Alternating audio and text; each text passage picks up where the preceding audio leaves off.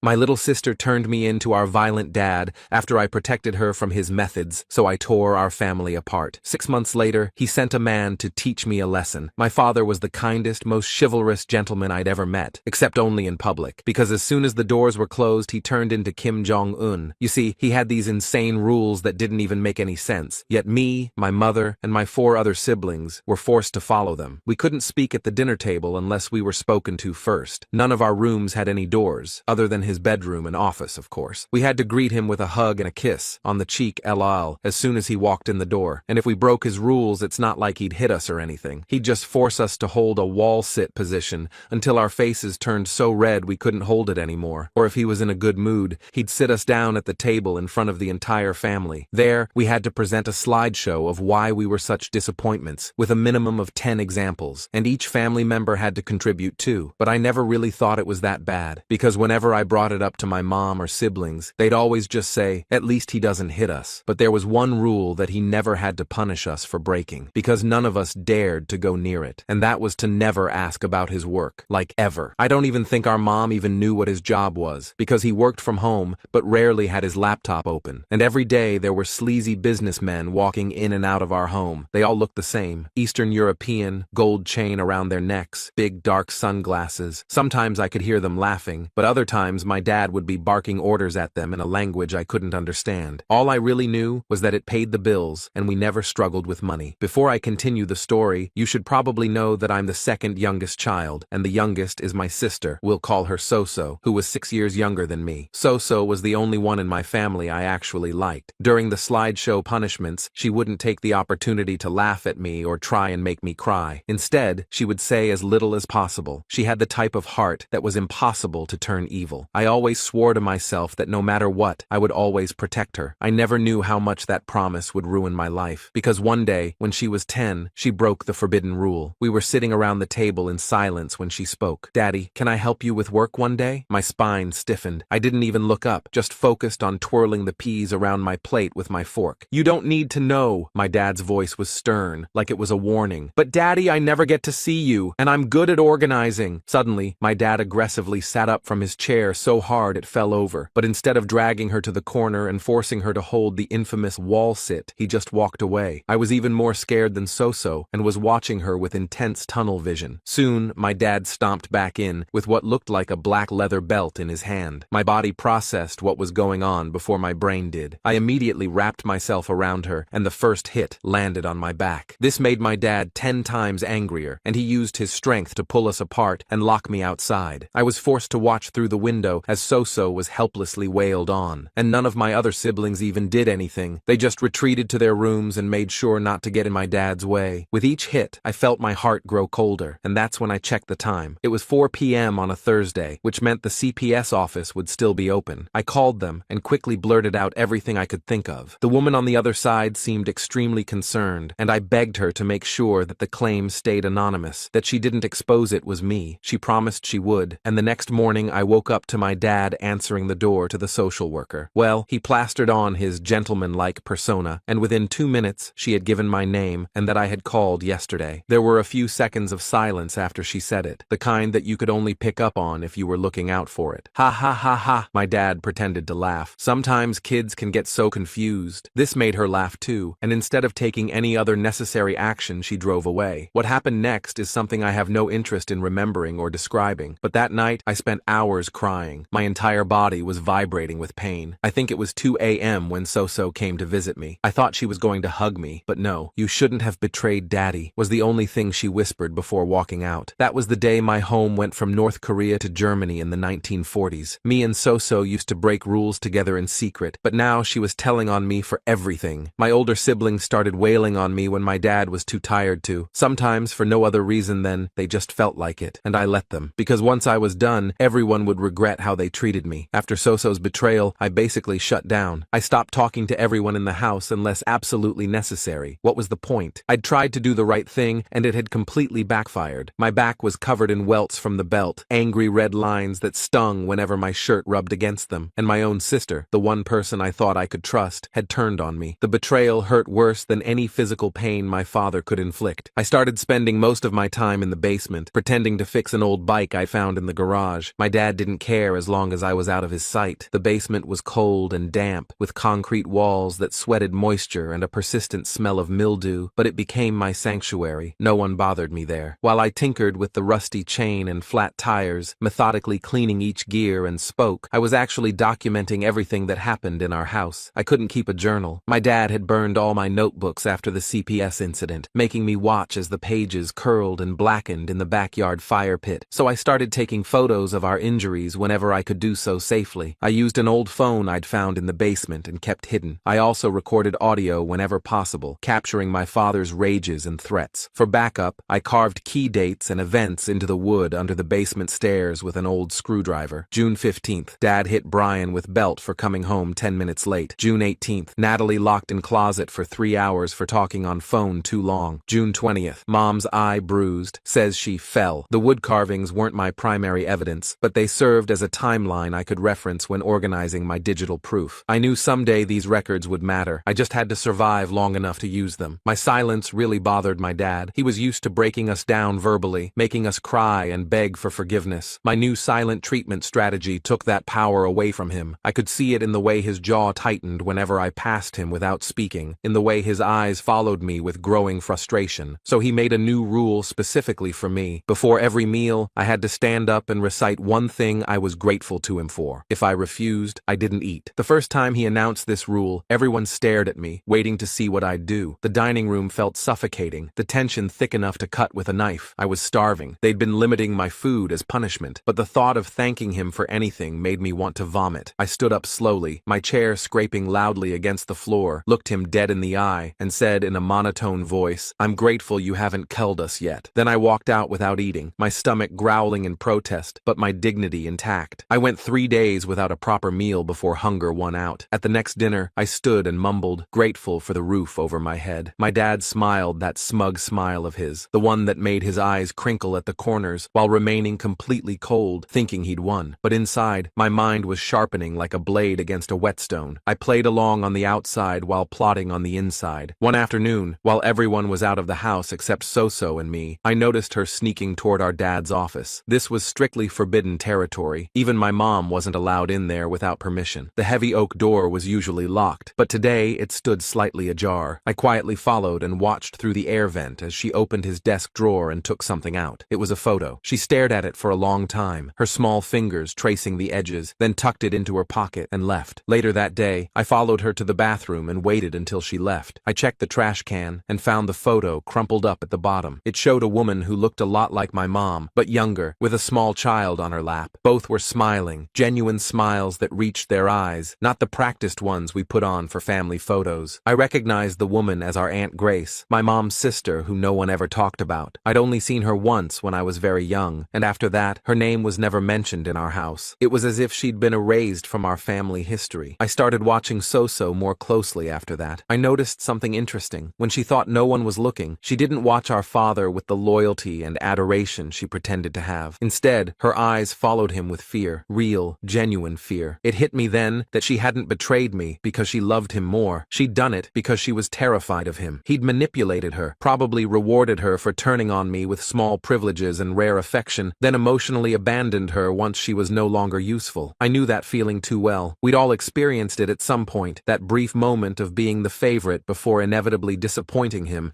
and being cast aside. That's when I made a silent pact with myself. I would bring this whole house of cards down, but only if I could get Soso out first. She was still young enough to recover from all this. The rest of us were probably already too damaged, our personalities warped by years of walking on eggshells and navigating his unpredictable moods. I started by trying to build a rapport with Brian, my second oldest brother. At 19, he was the most insecure of my siblings, always living in William's shadow. One day, I caught him alone in the garage smoking a cigarette, another forbidden activity in our house. The smoke curled around his face as he leaned against my dad's pristine workbench, looking both defiant and terrified. Instead of threatening to tell on him, I just asked for one. He was so surprised he actually gave me one, his eyebrows shooting up in disbelief. We smoked in silence for a few minutes, the shared rebellion creating a tentative bond between us, before I casually said, "Remember when you used to play football in middle school? You were pretty good." Brian shrugged, flicking ash onto the concrete floor. "Yeah, well, Dad made me quit." "Why? You could have gotten a scholarship or something." "Said it was taking too much time away from my studies," Brian mumbled, but I could could see there was more to it. His eyes darkened, and he took another long drag of his cigarette. Over the next few weeks, I kept finding ways to talk to Brian alone. I'd feed him small doubts. Weird how Dad never lets anyone meet his work friends, right? Or, don't you think it's strange that William gets a car, but you have to borrow Mom's minivan? Each comment was like a small chisel, chipping away at the foundation of lies our father had built. Eventually, Brian started opening up. One night, as we sat on the back steps watching fireflies blink in the darkness, he admitted he was scared of our dad, that he only joined in hurting me because he was afraid of becoming the target himself. His voice cracked as he confessed this, shame and fear mingling in his words. Then he told me something interesting. He'd once recorded an argument between our parents, just in case. He wouldn't tell me what was on it, but I could see it was something big. "I'll trade you," I offered. "I know where Dad keeps his stash." Brian's eyes widened. "What stash?" "His devil's lettuce. It's in the fake air vent in his office. I've seen him get it when he thinks everyone's asleep." This was our dad's hidden vice, the thing he indulged in while preaching strict moral values to us. Brian was shocked, his mouth actually hanging open. I promised to show him proof if he'd let me hear the recording. He agreed, the prospect of catching our father in hypocrisy too tempting to resist. The audio was better than I could have hoped for. It was our dad screaming at our mom, threatening to make her disappear like her sister if she ever questioned him again. There was the sound of something breaking, then our mom crying, her sobs muffled as if she was trying to stay quiet. It was damning evidence of the monster behind the mask. "Can I have a copy?" I asked Brian. He hesitated, fear flashing across his face. "If Dad finds out, he won't. Not from me." Brian eventually agreed. I made 3 backup copies and hid them in different places, under a loose floorboard in the basement, behind a cracked tile in the bathroom, and inside a hollowed-out soap bottle I kept in my backpack. I wasn't taking any chances. I started collecting more evidence. I recorded our dad on my phone during one of his rages, hiding the device under a pile of clothes while he screamed at Natalie for wearing a skirt he deemed too short. I took photos of bruises on my arms and legs, documenting the evolution from angry purple to sickly yellow-green. I even managed to capture audio of him bragging to someone over speakerphone about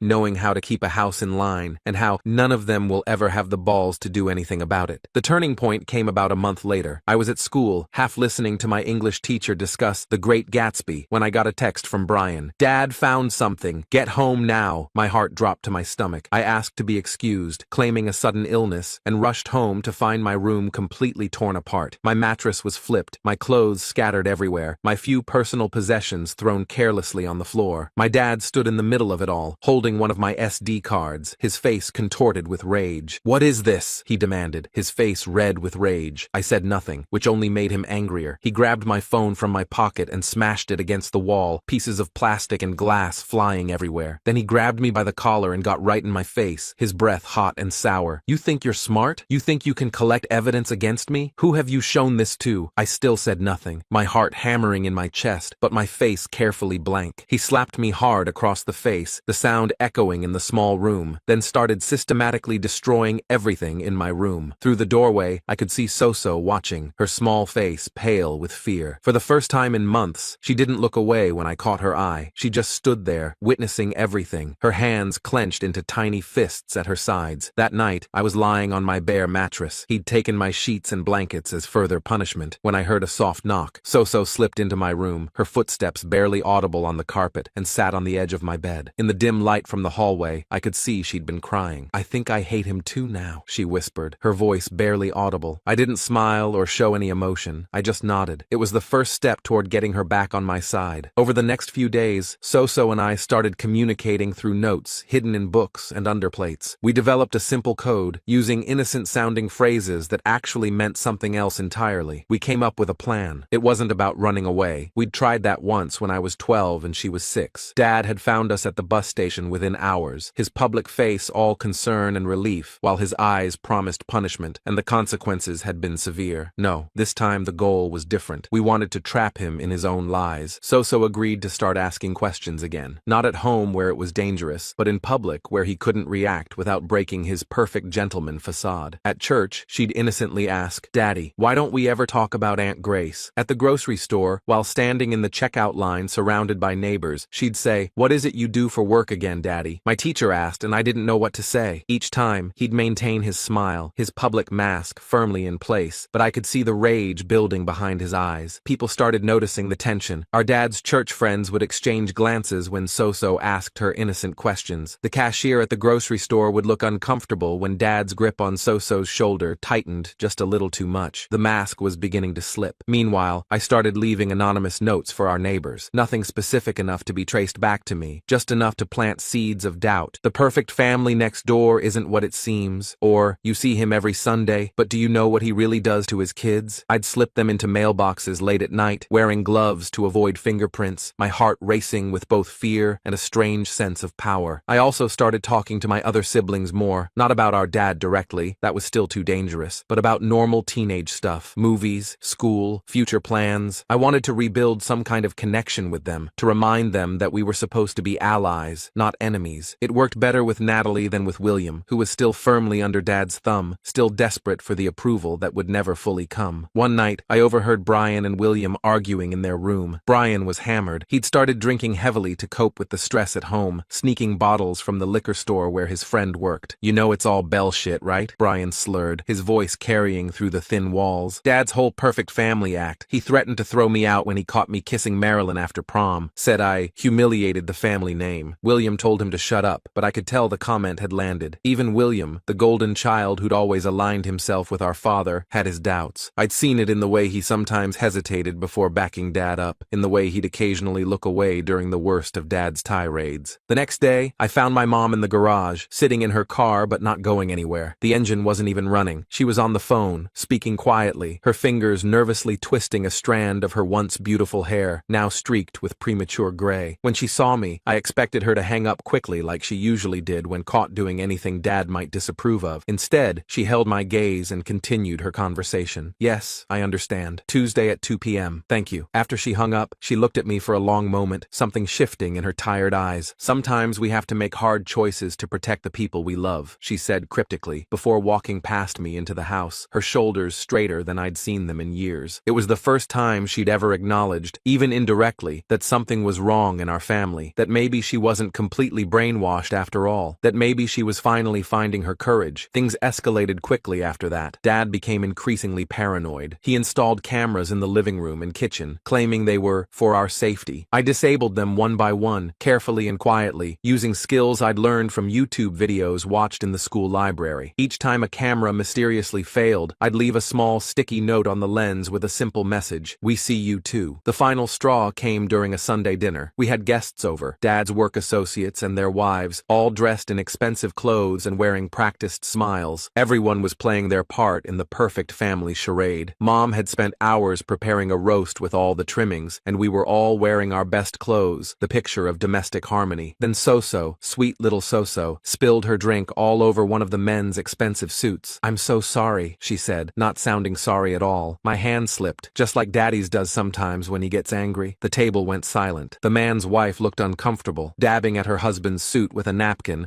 while avoiding eye contact with anyone. Dad's face turned that dangerous shade of red I knew too well. "Kids say the darndest things," he laughed, but it sounded hollow, strained. "Soso, why don't you go help your mother in the kitchen?" "But I haven't told them about the secret room yet," Soso continued innocently, her eyes wide with fake naivety. "The one in your office where you keep all the—" Dad stood up so quickly, his chair fell backward with a loud crash. "That's enough!" he shouted, his perfect mask completely shattered. The guests looked shocked. Dad never raised his voice in public, ever. It was one of his unbreakable rules. Appearances must be maintained at all costs. "I think we should go," one of the men said, standing up and motioning to his wife. The others quickly followed suit, murmuring awkward excuses as they gathered their things. After they left, Dad was livid. He grabbed Soso by the arm and started dragging her toward his office, his fingers digging into her small arm hard enough to leave bruises. I knew what was coming, the belt, or worse, but before he could get her through the door, Brian stepped between them. "Let her go," Brian said, his voice steady despite the fear I could see in his eyes. "Get out of my way," Dad growled, his voice low and dangerous. "No," Brian said simply. Dad looked around at all of us. Mom had come in from the kitchen, wiping her hands on her apron, her face pale but determined. Natalie stood in the corner, her arms wrapped around herself. Even William looked uncomfortable, shifting his weight from foot to foot. For the first time, Dad was facing united resistance. He released Soso's arm and stormed out of the house. We heard his car screech out of the driveway, the tires leaving black marks on the concrete. That night, we had a family meeting, the first real one ever. We gathered in the living room, the space feeling different without Dad's oppressive presence. Mom admitted she'd been talking to a lawyer about divorce options. Brian played his recording for everyone. I showed them my documentation, the photos, recordings, and the timeline I'd carved under the basement stairs. Natalie confessed she'd been saving money from her part-time job, planning to escape as soon as she turned 18. Even William admitted Dad had hit him once when no one else was home. We stayed up late, talking honestly for the first time in years, the words pouring out of us like water from a broken dam. The next morning, Dad still hadn't come home. Mom called a locksmith to change all the locks. She also called her sister Grace, who apparently had been trying to reconnect for years, but Dad had prevented it. 2 days later, Dad finally showed up with police officers, claiming we'd locked him out of his own house, but Mom was ready. She showed the officers the photos of our injuries, played Brian's recordings, and explained the situation calmly. The officers advised Dad to leave peacefully and handle it through proper legal channels. As he was leaving, I caught his eye. For a moment, I saw something I'd never seen before. Fear. He was afraid of me, of what I knew, of what I could prove. "This isn't over," he said quietly as he walked past me. "You're right," I replied. "It's just beginning." I wish I could say everything got better immediately after that, but real life doesn't work that way. Mom filed for divorce. Dad hired an expensive lawyer and tried to paint her as unstable. He claimed all our evidence was fabricated. He even tried to get custody of Soso, knowing she was the one we all wanted to protect most, but he underestimated how much we'd all changed. Mom wasn't the scared, submissive woman she'd been. Brian and William testified about the abuse they'd witnessed and experienced. Natalie shared her journals documenting years of psychological torture, and I presented my digital evidence, the photos and audio recordings, along with the carved timeline from under the basement stairs. Most importantly, Soso stood up in court and told the truth about everything, how Dad had manipulated her into betraying me, how he'd promised to love her more if she reported on everyone else, how he'd then abandoned her emotionally when she was no longer useful. Dad's perfect mask crumbled completely under the weight of all that truth. The judge granted Mom full custody of all minor children and a restraining order against Dad. It's been 6 months since then. We're still dealing with the aftermath. Mom's in therapy, and so are all of us kids. We moved to a smaller house across town, away from the memories. Soso and I are rebuilding our relationship. It's not perfect. I still have moments where I remember her betrayal, but we're getting there. She leaves me little drawings under my pillow sometimes, her way of saying sorry. Brian stopped drinking and started community college. William is learning how to exist without Dad's approval driving his every decision. Natalie is applying to colleges out of state, excited to start fresh somewhere new. As for me, I still have nightmares. I still flinch at loud noises. I still have trust issues that will probably take years to work through. But for the first time in my life, I'm not afraid all the time. I can speak at the dinner table without permission. I have a door on my bedroom that I can close whenever I want. Small freedoms that most people take for granted, but to me, they're everything. Last week, I finally fixed that old bike in the basement. I rode it around the neighborhood, feeling the wind on my face, going wherever I wanted. No rules, no punishments, no fear. I'm not healed or whatever, but I'm free, and right now, that's enough. I finally fixed that old bike in the basement. I took it out for a ride around the neighborhood,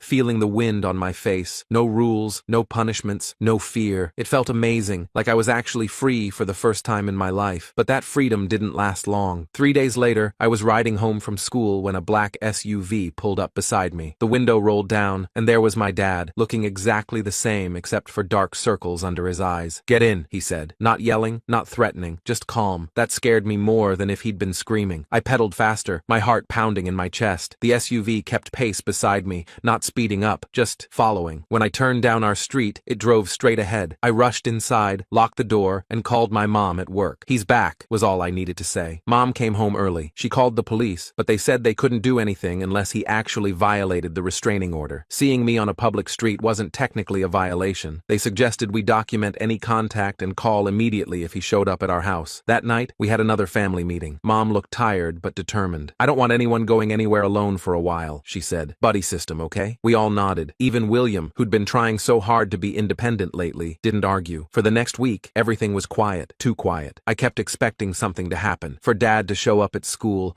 or for one of his sketchy business friends to approach us. But nothing did. I almost wished something would happen, just to break the tension. Then Soso came home from school with a small gift-wrapped box. "A man gave this to me at recess," she said, her voice small. "He said it was from Daddy." Mom called the school immediately. They checked the security cameras, but the man had stayed just off school property, where the cameras couldn't see. The principal apologized and promised to alert all staff, but the damage was already done. Dad had found a way to reach us. We didn't open the box. Mom took it straight to the police station. They x-rayed it and found it contained a small teddy bear with a voice recorder inside. When they pressed its stomach, my dad's voice came out, "I miss you, princess." "Daddy's coming home soon." The police officer looked uncomfortable. "It's creepy, but not technically threatening," she explained. "We can document it, but you can't do anything," Mom finished, her voice flat. I was getting really sick of hearing that. That night I couldn't sleep. I kept thinking about how Dad had always been 2 steps ahead of everyone, how he'd managed to manipulate an entire social worker into believing him over me, how even now, with a restraining order in place, he was finding ways to mess with us. Around 2 a.m., I heard a soft knock on my door. It was Brian. "Can't sleep either?" he asked, sitting on the edge of my bed. I shook my head. We sat in silence for a few minutes, both lost in our own thoughts. "You know what I keep thinking about?" Brian finally said. "All those guys who used to come to the house, Dad's business associates. What if they're still working with him?" I hadn't thought about that. Dad's mysterious job, the Eastern European guys with gold chains, the stacks of cash, whatever he was involved in, it wasn't just him. He had connections. "We need to figure out what Dad actually does for work," I said. Brian nodded slowly. "I might know someone who can help." The next day, Brian introduced me to his friend Logan, who worked at the same liquor store where Brian used to get his booze. Logan was a few years older, with a sleeve of tattoos and a perpetual 5 o'clock shadow. Turned out, Logan's dad was a private investigator. "He mostly does cheating spouse cases," Logan explained, "but he's good at finding information on people. I can ask him to look into your dad if you want." I hesitated. We didn't have much money, and PIs weren't cheap. "He might do it for free," Logan added, seeming to read my mind. "He hates abusers. His mom was in a bad situation when he was a kid." 2 days later, Logan's dad agreed to help us. He was a stocky guy named Ralph, with a receding hairline and kind eyes that didn't match his tough appearance. He asked us a bunch of questions about Dad: full name, birth date, previous addresses, what kind of car he drove, names of any associates we could remember. "I'll see what I can dig up," he promised. "In the meantime, stay alert. Document everything." A week passed with no word from Ralph and no sign of Dad. I was starting to think maybe he'd given up, moved on to terrorize some other family. Then Natalie came home from her part-time job at the library looking pale. "Dad was there," she said, her voice shaking. "He didn't approach me or anything. He was just sitting at a table reading a newspaper. When he saw me notice him, he smiled and left." The next day, William spotted him at his track meet. The day after that, Mom saw him at the grocery store. He never approached, never violated the restraining order. He was just there, watching, letting us know he could get close anytime he wanted. We were all on edge, jumping at every noise, checking over our shoulders constantly. Mom started talking about moving to another state, maybe staying with Aunt Grace for a while. I wasn't opposed to the idea, but something told me running wouldn't solve our problem. Dad would just follow us. Then Ralph called. He wanted to meet in person, said he had information he couldn't share over the phone. We met him at a diner across town, away from our usual hangouts. "Your father's into some shady stuff," Ralph said without preamble, sliding a folder across the table to my mom. "Money laundering mostly. He takes cash from some Eastern European guys, probably substance money, though I couldn't confirm that, and runs it through a series of shell companies. Makes it look legitimate." Mom's hands trembled as she opened the folder. Inside were photos of Dad meeting with various men, documents showing company names I didn't recognize, and printouts of bank statements with large deposits and withdrawals. "Is this enough to get him arrested?" Mom asked. Ralph shook his head. "Not on its own. This is circumstantial. You'd need hard evidence, documents with his signature, recordings of him discussing the transactions. And even then, these guys have expensive lawyers." I felt deflated. We finally knew what Dad did, but it didn't help us. "There's something else," Ralph added, his voice lowering. "Your dad's been making calls to a guy with a record for violent offenses. 3 calls in the past week." Mom went very still. "You think he's hiring someone to hurt us?" "I think you should be careful," Ralph said, "and maybe consider that moving out of state idea sooner rather than later." That night, we started packing. Mom called Aunt Grace, who immediately offered her guest house. We'd leave in 3 days, as soon as Mom could get time off work. In the meantime, we implemented even stricter safety measures. No one went anywhere alone. All doors and windows were double-checked before bed. We even took turns staying awake at night, keeping watch. On the second night, it was my turn to stay up. Around 3 a.m., I heard a noise from the backyard, a soft scraping sound, like someone trying to be quiet but not quite managing it. I woke Brian without making any noise, just a hand over his mouth and a finger to my lips. He understood immediately, grabbing the baseball bat he'd started keeping under his bed. We crept to the window and peered out. In the dim glow of the security light, I could see a figure by our back door, fiddling with the lock. It wasn't Dad. This guy was bigger, burlier. One of his business associates, maybe. Or the guy with the violent record that Ralph had mentioned. Brian called 911 while I woke everyone else. We huddled in Mom's room, the door barricaded with her dresser, listening to the sounds of someone trying to break in. The minutes stretched like hours as we waited for the police. I held so